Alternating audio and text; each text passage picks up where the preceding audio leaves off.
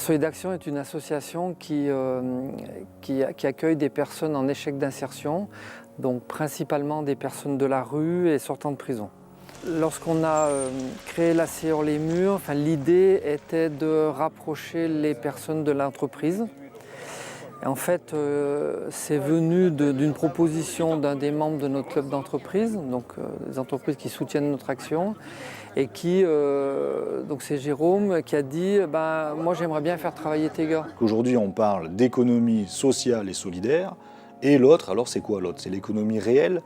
Non, pour moi, il y a des gens, il y a du travail et tout ça, ça doit se mélanger. Moi, de mon côté, j'ai une entreprise industrielle qui façonne l'acier, qui assemble des produits et j'ai commencé à réfléchir sur est-ce qu'il y a des opérations que l'on pourrait faire à des personnes sans qualification. On a pratiqué ça pendant presque une année, à raison d'un vendredi sur deux, et là, on a fait se croiser deux univers. Ce qui est assez innovant, c'est de se dire, on va, même que les gens ont beaucoup de problèmes, on va leur permettre d'accéder à l'entreprise.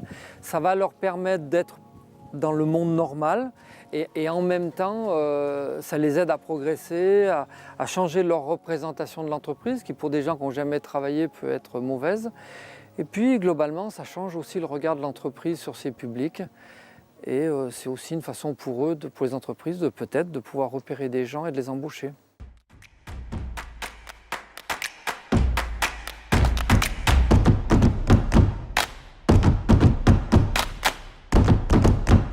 Ce nouveau concept, donc on l'a appelé la CIE Hors-les-Murs, donc atelier chantier d'insertion Hors-les-Murs. Et donc c'était une équipe de travail qui part avec son encadrant dans une entreprise. Ça peut être une fois par semaine ou une fois par mois, ça peut être de manière ponctuelle. Les règles, les bases du travail en entreprise, ça va nous aider à les avoir pour plus tard.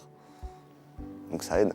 Ça me fait apprendre plusieurs métiers, voir diverses choses et du coup ça devient intéressant. Après, libre choix à personne de faire ce qu'il veut. L'intérêt pour l'entreprise, c'est qu'on fait des activités qui sont parfois moins intéressantes pour leurs salariés, mais qui pour nous sont pour le coup très intéressantes puisque les salariés sont entièrement immergés dans l'entreprise et pour certains, ils ne se seraient jamais imaginés aller travailler dans certaines entreprises. Voilà.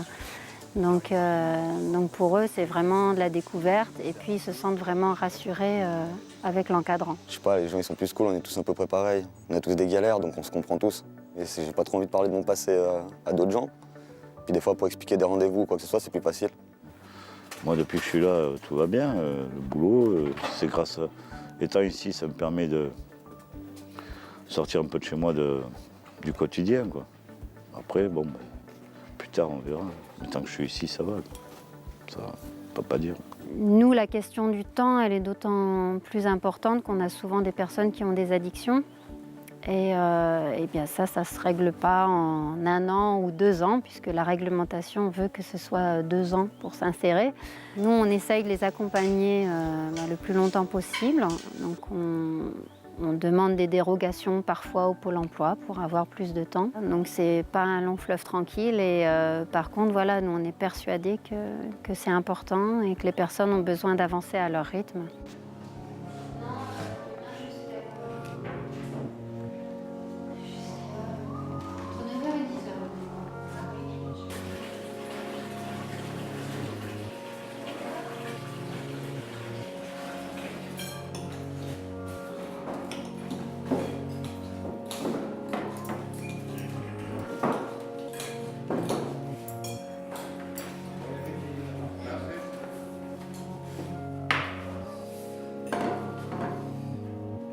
Lorsqu'on a démarré, on l'a fait comme ça, on a cherché comment on pouvait faire.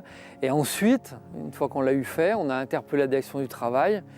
Et là, du coup, ça a un peu coincé, il a fallu formaliser tout ça. Et nous avons mobilisé naturellement notre député François Brotte pour qu'il puisse effectivement nous organiser une réunion au ministère du Travail. On a tous expliqué que le parcours d'insertion n'avait pas forcément la même durée pour tout le monde. C'est pas en 2 ans, 3 ans ou 4 ans que la règle est à édicter pour les uns et les autres. Il y en a, ça peut durer 10 ans, ça peut durer 15 ans. Et ce qui est important, c'est que le fil de l'espérance d'avoir une dignité sociale, de l'espérance d'avoir un travail effectif dans un vrai emploi ne soit jamais coupé. Donc on a réglé le problème, on a prolongé le dispositif parce qu'effectivement, de bonne foi, pour les personnes en question, c'était absolument indispensable. Et ce qui sera intéressant de montrer, c'est objectivement comment on peut mesurer la progression des salariés en insertion, c'est-à-dire qu'est-ce qu'ils ont appris, qu'est-ce que ça leur a permis de savoir faire, ce passage en entreprise, et comment eux, ils peuvent valoriser aussi cette expérience pour la suite de leur parcours. Et c'est une expérience humaine. La personne aura envie de progresser et de continuer et ça va fonctionner.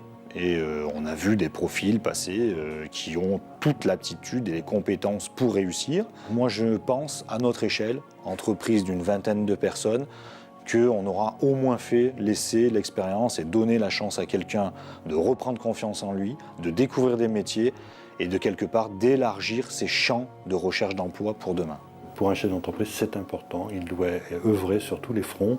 Et aujourd'hui, le front de l'emploi, c'est quand même le front prioritaire dans notre pays.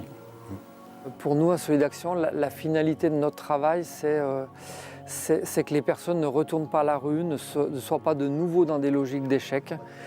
Et donc, dans la mesure du possible, pour un certain nombre, c'est l'accès à l'emploi, quoi. Que les injustices et la pauvreté ne font qu'augmenter, donc c'est de notre devoir de chercher des solutions. Je pense que ce serait indécent de ne pas le faire. Je pense que la clé de réussite de l'innovation, c'est l'énergie qu'on y met pour réussir, quoi.